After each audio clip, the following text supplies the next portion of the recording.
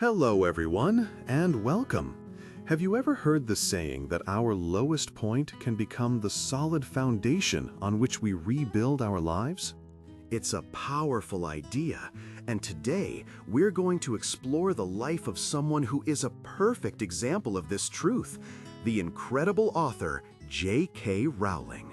Her journey from the deepest struggle to phenomenal success is not just inspiring, it's a wonderful lesson in the English language and in life itself. Her real name is Joanne Rowling. From her earliest days growing up in England, she had an extraordinary gift for imagination. For young Joanne, creating stories wasn't just a pastime, it was fundamental to who she was. She would craft entire worlds and colorful characters, often sharing these tales with her younger sister. Think of it like a musician who practices every day. Joanne was constantly exercising her storytelling muscle, dreaming of one day becoming a professional writer. But as we often learn, life rarely follows the simple path we imagine for ourselves. Joanne's journey into adulthood was about to present challenges that would test her dream to its very core. After her university studies, Joanne worked several different jobs.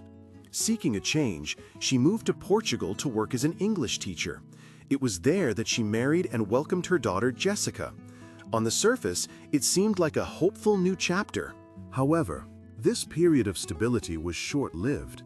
Her marriage eventually ended, which led to a difficult return to Edinburgh, Scotland.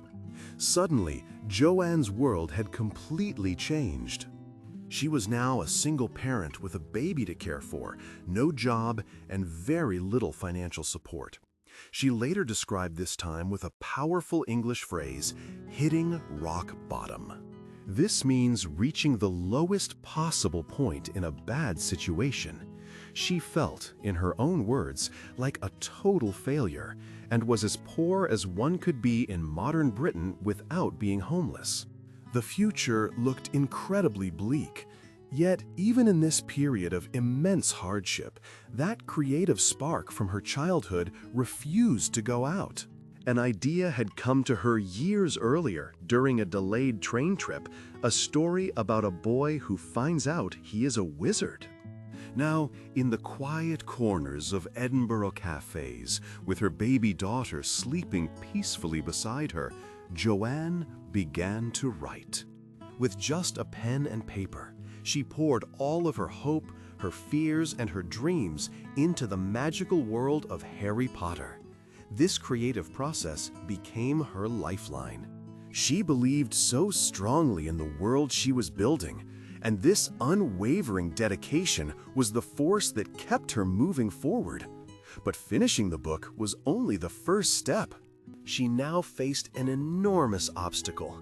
How could a struggling, unknown writer convince the competitive publishing world to take a chance on a long children's story about magic?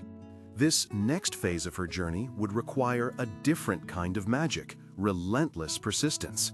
With her completed manuscript for Harry Potter and the Philosopher's Stone in hand, Joanne began the difficult process of seeking representation. She sent her work out to literary agents and publishing houses, hoping someone would see the potential she knew was there.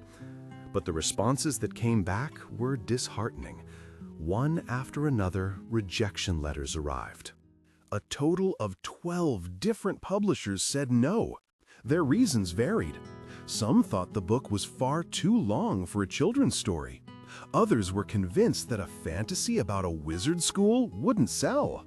A few even suggested that boys wouldn't want to read a book written by a woman.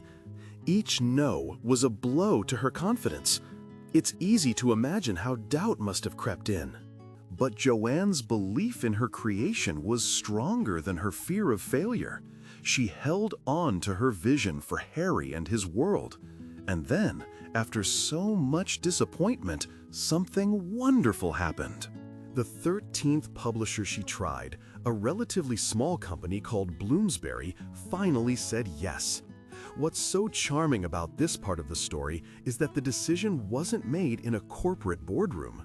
Instead, the company chairman gave the first chapter to his 8-year-old daughter, Alice.